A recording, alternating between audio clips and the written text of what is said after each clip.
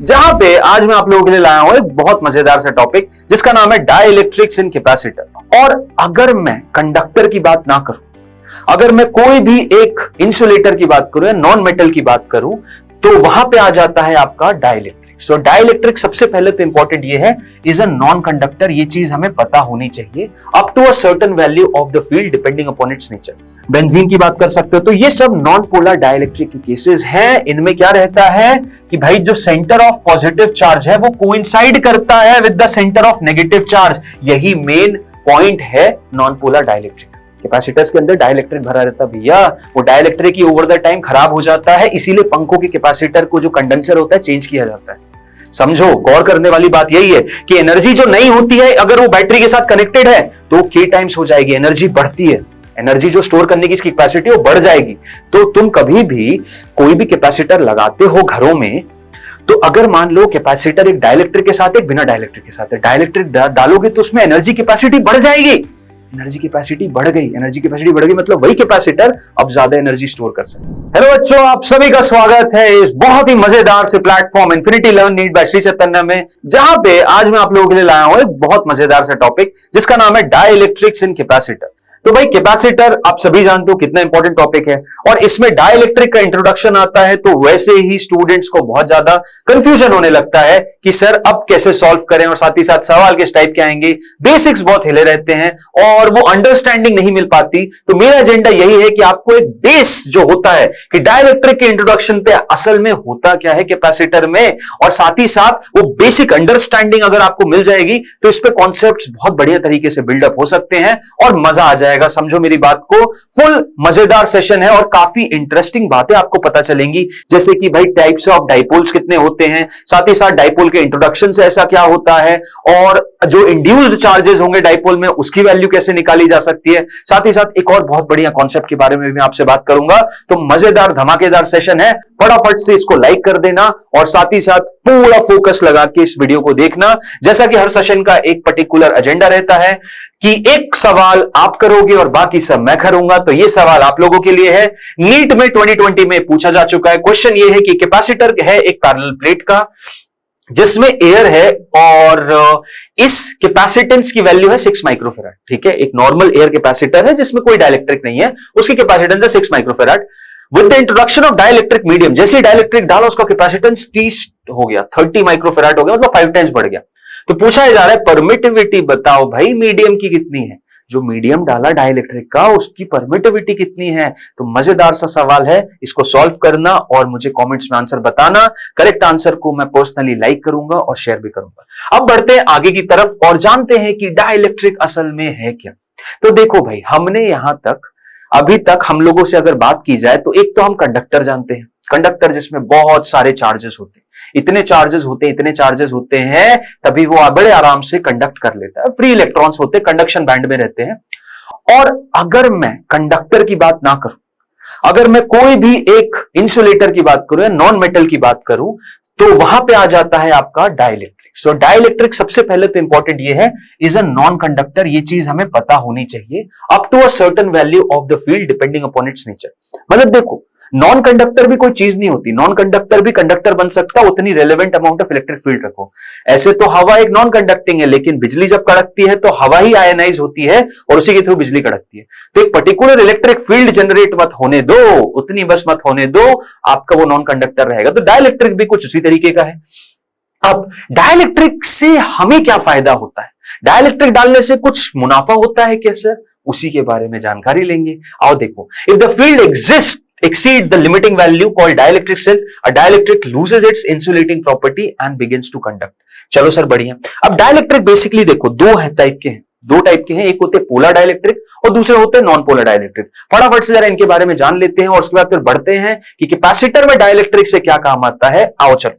सो भाई, polar dielectric कुछ इस तरीके के होते हैं कि कुछ सब्सटेंसेस ऐसे होते हैं जिनके अंदर मॉलिक्यूल्स होते हैं उनमें ऑलरेडी एक पोल कंस्ट्रक्टेड रहता है, मतलब एक पॉजिटिव पोल नेगेटिव पोल, मतलब पॉजिटिव चार्ज और नेगेटिव चार्ज अलग अलग है। एग्जांपल के तौर पे NH3 HCl वाटर की अगर आप बात करोगे तो इसमें पॉजिटिव चार्ज जो है, नेगेटिव चार्ज है, वो ऑलरेडी सेपरेटेड है बाय देयर ओन नेचर। मतलब जो स्ट्रक्चर है कुछ इस तरीके का, देखो पॉजिटिव नेगेटिव अलग अलग, ठीक है।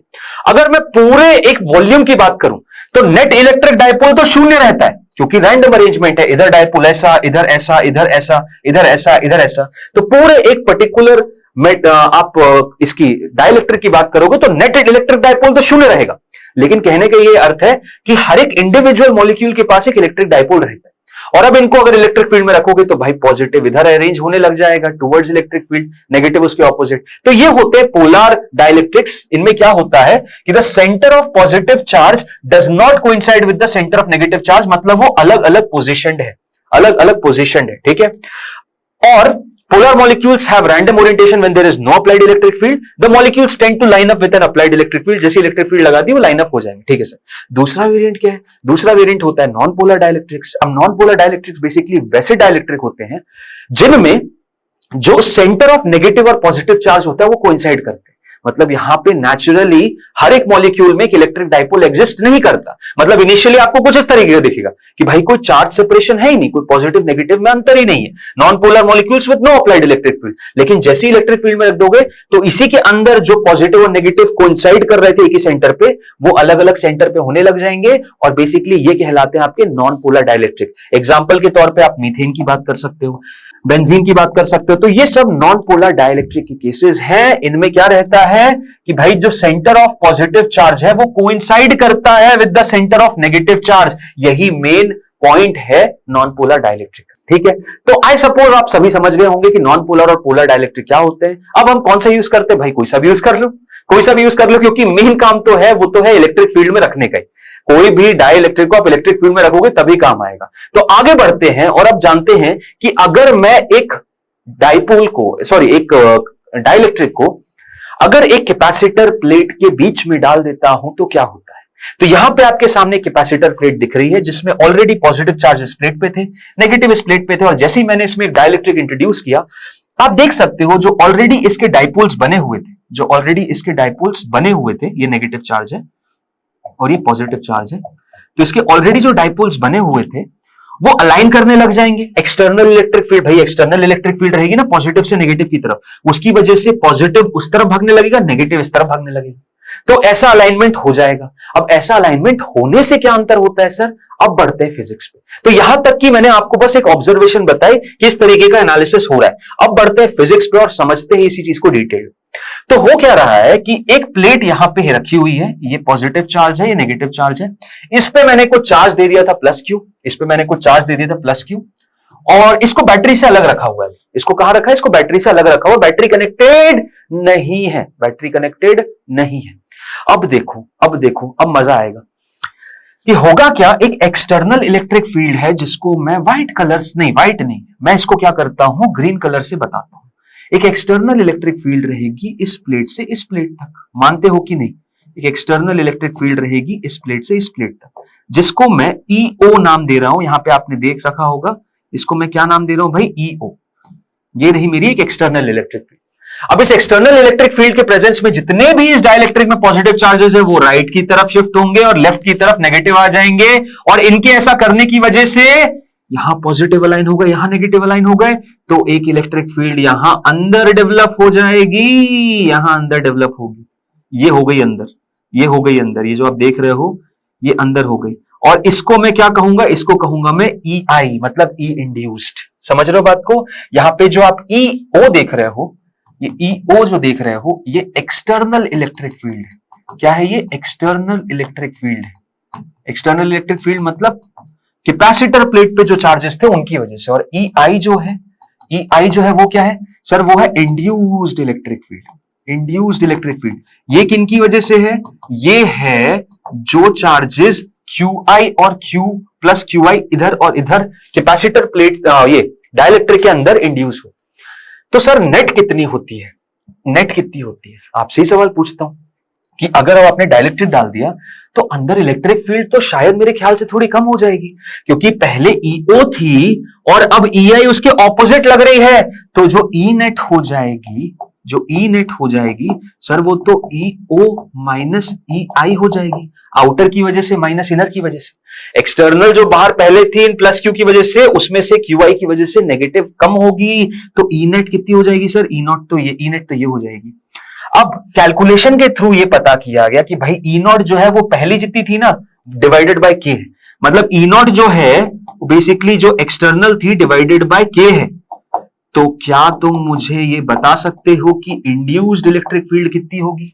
क्या तुम मुझे बता सकते हो कितनी होगी? बिल्कुल बता सकते हैं, बिल्कुल बता सकते हैं। और देखो इसको सॉल्व करना भी कोई टफ नहीं है, सिग्मा बाय एप्सिलॉन नॉट होता है, ठीक है ना। जो नेट इलेक्ट्रिक फील्ड होती कितनी होती? Sigma by epsilon not. अब बीच में तुमने मीडियम डाल दिया है एक और तुमने एक डाइलेक्ट्रिक डाल दिया। तुमने क्या किया? एक डाइलेक्ट्रिक डाल दिया। तुमने क्या किया भाई? एक डाइलेक्ट्रिक डाल दिया। इलेक्ट्रिक फील्ड कितनी होती है? इलेक्ट्रिक फील्ड होती है सिग्मा बाय एप्सिलॉन नॉट। अब तुमने एक डाइलेक्ट्रिक डाल दिया तो अब ई डैश कितना हो जाएगा? Sigma by epsilon. और एप्सिलॉन कितना होता है? एप्सिलॉन होता है सिग्मा बाय के एप्सिलॉन नॉट। खत्म बात। तो मैं बोल सकता हूं ई डैश जो है, ई डैश बेसिकली कितनी है? ई बाय के बराबर है। वही चीज यहां लिखी। जो नेट इलेक्ट्रिक फील्ड होगी कितनी हो जाएगी? जो नेट इलेक्ट्रिक फील्ड होगी वो कितनी हो जाएगी?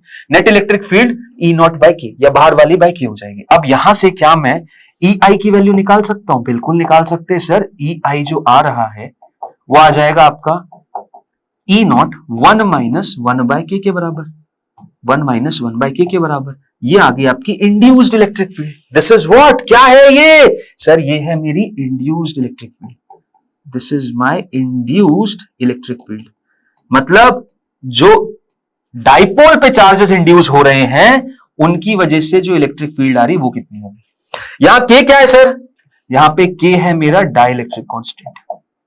के क्या है मेरा सर? के है यहां पे मेरा डाइलेक्ट्रिक कांस्टेंट। ओके, अच्छा इसको एक और नाम से भी जानते हैं। हाँ, इसको एक और नाम से भी जानते हैं। इसको एप्सिलॉन आर भी बोला जाता है, या फिर इसको एप्सिलॉन आर भी तुम बोल सकते हो। के बोल रहे एप्सिलॉन आर बोल रहे, और एप्सिलॉन आर का जस्ट नाम हो जाता है रिलेटिव परमिटिविटी।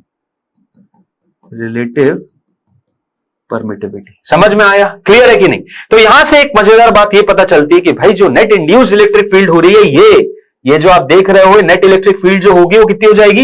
ईओ मतलब बाहर वाली external electric field into 1 minus 1 by K बराबर। अब क्या इससे मैं ये इंड्यूस्ड चार्जेस बता सकता हूं क्या सर? बिल्कुल बता सकते हो, बिल्कुल बता सकते हो। कैसे बता सकता हूं सर?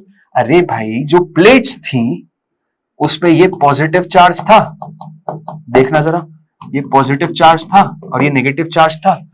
अब यहां पे तुमने एक डाइपोल इंट्रोड्यूस कर दिया, ये रहा तुम्हारा डाइपोल। इस डाइपोल की वजह से यहां पे नेगेटिव इंड्यूस हो गया और यहां पे पॉजिटिव इंड्यूस हो गया। अब ये बेसिकली क्या है? ये आपको एक लाइन दिख रही होगी, लेकिन ये असल में तो शीट ही है ना। ये पूरी शीट है, यहां पे पूरा नेगेटिव होगा, यहां पे पूरा पॉजिटिव होगा। तो शीट ऑफ चार्ज यहां पे भी आ गया, ये भी पूरी शीट ही है।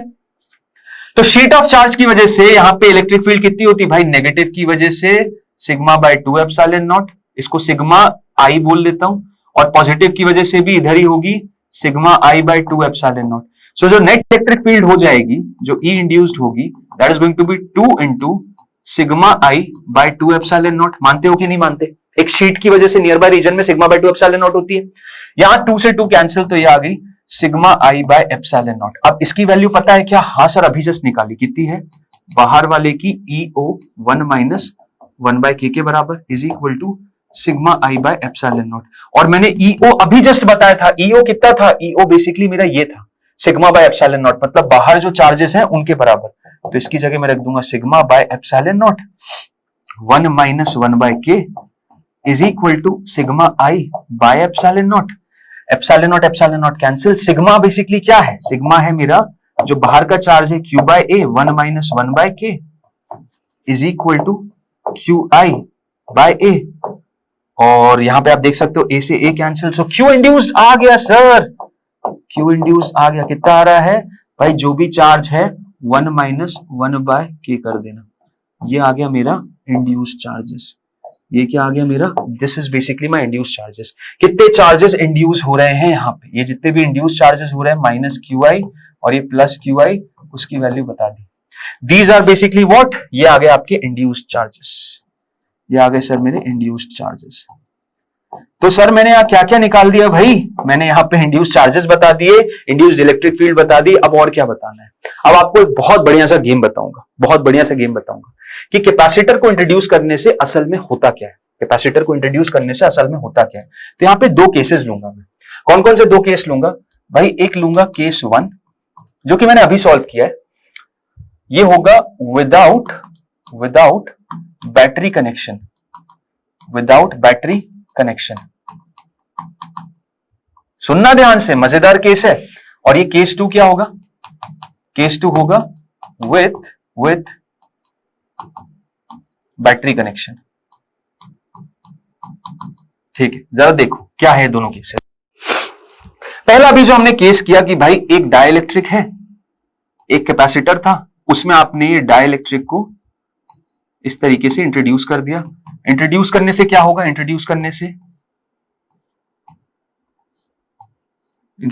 से यहां पे नेगेटिव चार्ज आ जाएंगे, यहां पॉजिटिव चार्ज आ जाएगा। यहां पे ऑलरेडी पॉजिटिव था ही, यहां नेगेटिव था ही।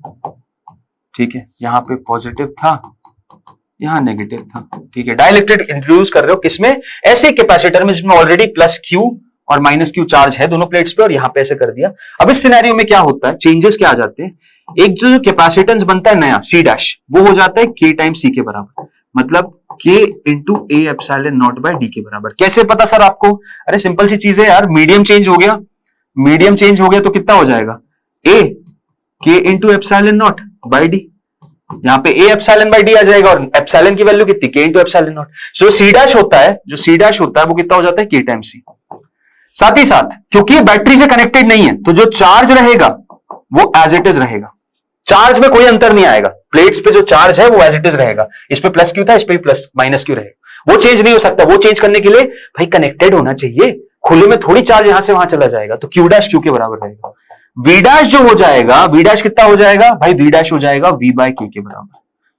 कैसा हो जाएगा? वी डैश वी बाय के। इलेक्ट्रिक फील्ड बाय के हो जा रही तो वी डैश भी तो वी बाय के हो जाएगा। मानते हो कि नहीं मानते? बिल्कुल सर। तो ये चेंजेस आएंगे, ये हमें याद रखना है, ये हमको याद रखना है। और एक और चेंज मैं यहां पे बताना चाह रहा हूं आपको, जो कि है एनर्जी का। किसका? एनर्जी का। अब एनर्जी क्या होती है? एनर्जी क्या होती है सर? एनर्जी होती है, यहां पे देखो सर, क्यू कांस्टेंट है, सी चेंज हो रहा है। एक काम करते, ये वाला फॉर्मूला ले लेते हैं, क्यू स्क्वायर बाय सी। चाहो तो आप सीवी स्क्वायर भी ले सकते हैं, काम करो सीवी स्क्वायर लो, क्योंकि दूसरे केस में बड़े ऐसे आसानी होगी। सो यहाँ पे एनर्जी कितनी हो जाती है? Half CV square. अब देखो सी कितना हो रहा है? सी के टाइम्स बढ़ रहा है, और वी कितना? बाय के हो रहा है। तो जो बाद की एनर्जी डैश होगी, जो बाद की एनर्जी डैश होगी वो कितनी हो जाएगी? जो इनिशियल एनर्जी थी, जो इनिशियल एनर्जी थी डिवाइडेड बाय के हो जाएगी। हाँ या ना? एनर्जी क्या हो जाएगी? बाय के हो जाएगी। हाँ, तो इस सिनेरियो में एनर्जी घट रही है, इस सिनेरियो में एनर्जी क्या हो रही है? बाय के हो जा रही है। और के की वैल्यू 1 से इंफिनिटी के बीच में होती है भाई, ये चीज याद रखना। के की जो वैल्यू होती है, के की जो वैल्यू होती है, के की वैल्यू कहां से कहां तक रेंज करती है? यहां पे नोट ये बना लो भाई, कि जो के की वैल्यू है वो लेसर देन इंफिनिटी होती है और ग्रेटर देन इक्वल टू 1 होती है। इंफिनिटी किसका होता है? इंफिनिटी होता है मेटल्स का या कंडक्टर्स का, मेटल्स और कंडक्टर्स।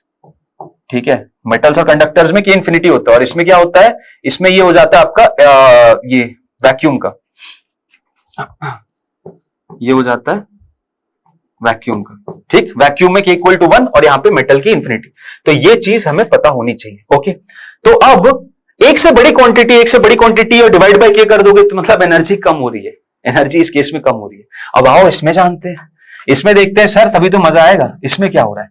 इसमें एक बैटरी के साथ कनेक्शन था, इसमें एक बैटरी के साथ कनेक्शन था, यहां पॉजिटिव चार्ज, यहां नेगेटिव चार्ज, और इसमें ये डाइलेक्ट्रिक को लाया जा रहा था, इसमें डाइलेक्ट्रिक को लाया जा रहा था। अब इससे क्या होगा?